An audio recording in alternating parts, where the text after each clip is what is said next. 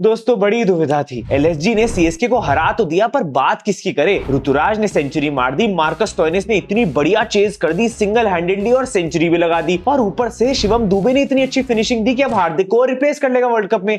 फिर मैंने सोचा हटाओ यार, थाला के चौके पे कंसंट्रेट करते हैं। भाई हार जीत तो चलती रहती है, पर थाला की अप्रिसिएशन नहीं रुकनी चाहिए ना।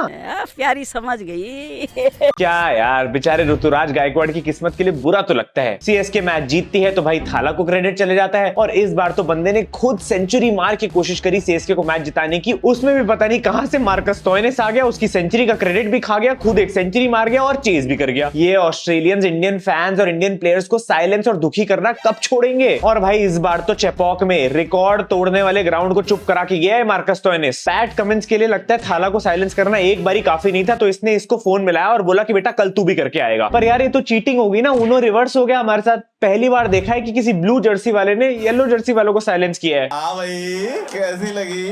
मार्कस स्टोइनिस भाई हिस्ट्री बना के आया है कल के मैच में। Highest individual score while chasing कर दिया है इसने पूरी आईपीएल की हिस्ट्री में। लास्ट टाइम ये रिकॉर्ड पंजाब के पॉल वॉल्टर्टी ने बनाया था 13 साल पहले, उसको तो तोड़ा ही तोड़ा, और चेपॉक में सीएसके का घमंड भी तोड़ दिया। अब कुछ लॉकडाउन किड्स पूछेंगे कि पॉल वॉल्टर्टी कौन हुआ करता था। हमें भी नहीं पता भाई, हमें भी नहीं पता। एक सीजन के लिए खेला था बस वो। अच्छा भैया देखो, इक्वेशन ऐसी थी कि लास्ट की 6 बॉल में 17 रन रिक्वायर्ड थे, इसने 4 बॉल में ही खत्म कर दिया। ऐसे कौन करता है यार भाई। और तुम्हें सुन के हैरानी होगी, ये ऑस्ट्रेलिया के सेंट्रल कॉन्ट्रैक्ट लिस्ट से बाहर है इस समय। देख लो ईशान और अय्यर, देख लो, ऐसे खेला जाता है जब कॉन्ट्रैक्ट से बाहर हो और कुछ प्रूव करना हो। ऐसी चेज के बाद कैसे ऑस्ट्रेलियन सिलेक्टर्स इसको इग्नोर करेंगे। 200 प्लस का टोटल इसने ऑलमोस्ट अकेले चेज कर दिया विद मिनिमल सपोर्ट, वो भी सीएसके की पिच पे। ये कोई ऑर्डिनरी रन चेज थी ही नहीं भाई, इसको रन हाइस्ट कहा जा सकता है। क्लियरली भाई, क्लियरली इन ऑस्ट्रेलिया और इंग्लैंड प्लेयर्स के माइंडसेट कुछ अलग ही लेवल पे है इस समय। इनकी इंटेंट हमारे से बहुत ऊपर है। जॉस बटलर की वाली चेज देख लो और मार्कस स्टोइनिस की ये वाली चेज देख लो। बाकी ट्रेविस हेड को तो तुम देख के बोल ही सकते हो कि वो कैसे खेल रहा है। आई डोंट थिंक यार टी20s में अपने इंडियन प्लेयर्स उस लेवल पे खेल पा रहे हैं। ये लोग तो भाई सिंगल हैंडेडली मिनिमल हेल्प के साथ भी चेज कर देते हैं ऐसे बड़े बड़े टोटल्स, और हमारे प्लेयर्स कहीं ना कहीं ढूंढते रह जाते कि कोई सामने खड़ा होता तो आसान हो जाता। अच्छा ठीक है स्टोइनिस भाई, आप पे बहुत बोल भी दिया, अप्रिशिएशन भी होगी, आपने मैच जिता भी दिया। अब जरा वो जो जैम्पा का कॉल आ रहा है उठा लो यार, इतना वेट नहीं कराते। वो भी तो आपको कांग्रेचुलेट करना चाहता होगा ना।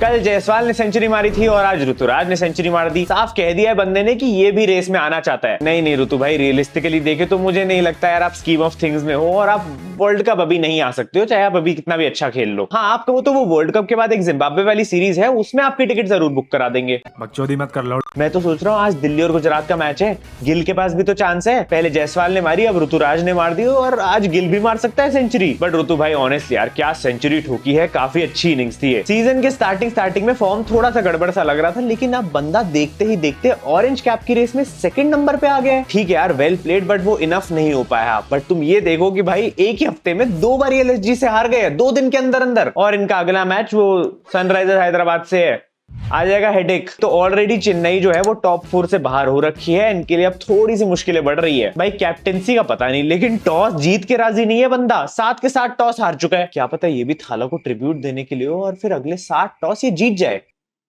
ज्यादा सोच रहा हूँ। ओनली पॉजिटिव इज कि भाई अगर ये टीम क्वालिफाई नहीं होती तो हमें हमारा वर्ल्ड कप के लिए फिनिशर जरूर देखी जाएगी। फिनिशर्स की बात हो रही है यार, अक्खा पब्लिक को मालूम है कौन आने वाला है, तुमको नहीं मालूम।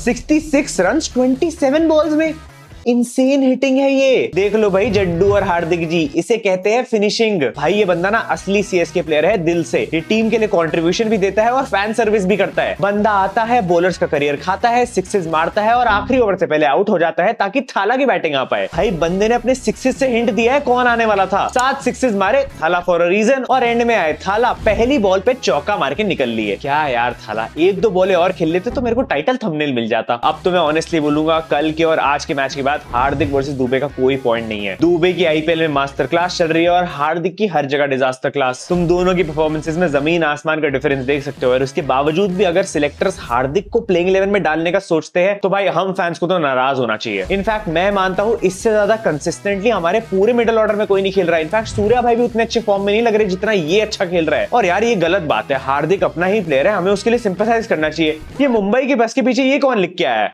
सबकी इज्जत करेंगे तो लूटेंगे किसकी? एक तो भाई ये कल की चेज के बाद क्या फोटो वायरल हो रही है। भगवान जी लाइफ में हिम्मत देना तो ऐसे ही देना। सारे सीएसके फैंस के बीच में बंदा अकेला एलएसजी फैन है जो सेलिब्रेट कर रहा है। भाई तुझे डर नहीं लगता? क्या ये गलत होगा अगर मैं ये बोलूंगा कि ऐसा ही कुछ मैं 19 नवंबर को भी देखना चाहता था। स्टोइनिस ने देखो अपनी तरफ से क्लच चेज तो कर ही दी थी, लेकिन उसके साथ कंट्रीब्यूशन देने वाले निकोलस पुरान थे, दीपक हुडा थे और दीपक चहर भी थे। वैसे देखा जाए तो तुषार देशपांडे, शार्दुल ठाकुर सब ने अपनी तरफ से एफर्ट डाला था एलएसजी कल जीत जाए, बट चहर भाई की फील्डिंग हा वहां पथिराना ड्यू की वजह से गीली बॉल से यॉर्कर्स डाल रहा है और दीपक भाई आपसे सीधी बॉल नहीं पकड़ी जा रही फील्डिंग में। आपको जो मार पड़ती है ना धोनी भाई से वो एकदम सही पड़ती है और लग रहा है बहुत दिनों से कुटाई हुई भी नहीं है। 8 रन छोड़ दिया यार बंदे ने मजे मजे में। भाई एक बार चेक वेक कर लो, स्टेडियम से बाहर सही से निकल गए थे ना दीपक भाई? किसी ने पकड़ तो नहीं लिया था या कहीं थाला ही ले गए हो? गुरु जी का प्यार से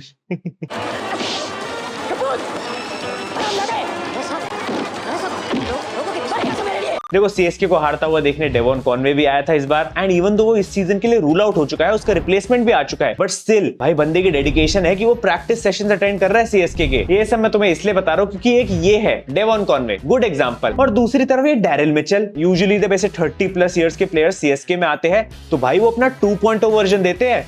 भाई का -2.0 वर्जन निकल रहा है। ऑल्सो इसी मोमेंट का फायदा उठाते हुए मैं अजिंक्य रहाणे के बारे में भी कुछ बोलना चाहता हूँ। Thank you so much Rahane भाई, अगले सीजन आपकी बहुत याद आएगी।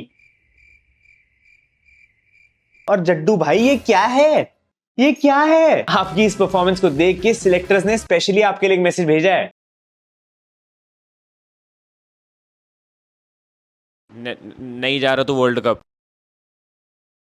भाई आईपीएल शुरू होने से पहले हम सोचते थे कि इनका एक रविंद्र काफी नहीं है, जो इन्होंने अब 2-2 डाल दिए। किसे पता था भाई ये दोनों में से एक भी नहीं चलेगा। वैसे देखो एलएसजी टीम तो है भाई एथिक्स वाली। जड्डू ने खराब खेला तो एलएसजी ने बोला हमें कोई एहसान लेने की जरूरत नहीं है, हम भी भेज देते हैं पटिकल को। भाई ये बंदा बहुत मेहनत कर रहा है यार, पाहुज इंस्टीट्यूट ऑफ टीम फिनिशर्स का चेयरमैन बनने की सीधा। हम इंप्रेस हो रहे हैं, देंगे इसको पोजीशन। मेरी सिलेक्शन हो गई है। हाँ मेरी सिलेक्शन हो गई है। मैच की सबसे फनी चीज तो एंड में हुई है। KL Rahul post match presentation में बोलते हैं कि टी20 में पार प्लेस में अच्छे स्ट्राइक रेट से बैटिंग करनी पड़ती है। ओहो वाह, कोई नई चीज बता दी कि भाई अब टी20 में पार प्ले में अच्छे से एकदम अच्छे स्ट्राइक रेट के साथ बैटिंग करनी पड़ती है। भाई अब पता चल रहा है आपको ये। और उन्होंने ये भी बोला कि भाई इंपैक्ट प्लेयर का भी कंट्रीब्यूशन मैटर करता है। लेकिन फिर केएल भाई आपका स्ट्राइक रेट 110 क्यों था और आपका इंपैक्ट प्लेयर तो पूछो ही मत। बट हाँ चलो बैटिंग जैसी मर्जी भी करियो, राहुल भाई ने कैच बहुत अच्छी पकड़ी थी यार एक। लेकिन ऑब्वियसली सिर्फ यही क्राइटेरिया थोड़ी होता है वर्ल्ड कप ले जाने के लिए। मुझे तो कोई ये समझाते कि ये डीआरएस थाला के टाइम पे काम नहीं करता क्या? एक डिलीवरी जो ऑलमोस्ट थाला के बैट के नीचे से जा रही है उसको वाइड दे दिया गया, और वहीं मार्कस स्टोइनिस को एक बॉल डाली गई जो उसके रीच के बाहर, लेकिन वो फेयर डिलीवरी हो गई। भैया दिस प्रूव्स कि इस आईपीएल में टेक्नोलॉजी इज अ फेल। आज के मैच पे आते हैं Delhi Capitals versus Gujarat Titans. मैं तुमसे ये बोलना चाहूंगा कि भाई आज कोई पुराने काम रह गए हो, कोई नींद पूरी करनी हो आज कर सकते हो, क्योंकि कौन जीते क्या ही फर्क पड़ता है। ये दोनों टीम्स ऑलमोस्ट बाहर होने वाली है और मुश्किल हो गया अब इनके लिए। मेरी प्रेडिक्शन है कि दिल्ली ये मैच जीत सकती है। कैप्टन मैं बना रहा हूँ जेक फ्रेजर मैकालू टिकी को, और वाइस कैप्टन के लिए राशिद खान के साथ जा रहा हूँ। होपफुली एक अच्छा मैच हो जाए, शुभमन गिल सेंचुरी मार दे यार, थोड़ा तो इंटरेस्टिंग हो जाएगा ये ओपनर की फाइट। बाकी चैनल को सब्सक्राइब कर दो, टेलीग्राम पे आ जाना, एंड मिलते हैं अगली वीडियो में। Thank you so much for watching, love you all, bye bye. भाई 200 रन बन गए, 200 बन गए भाई, 200 ही बने यार, 200 में तो हार जाएंगे।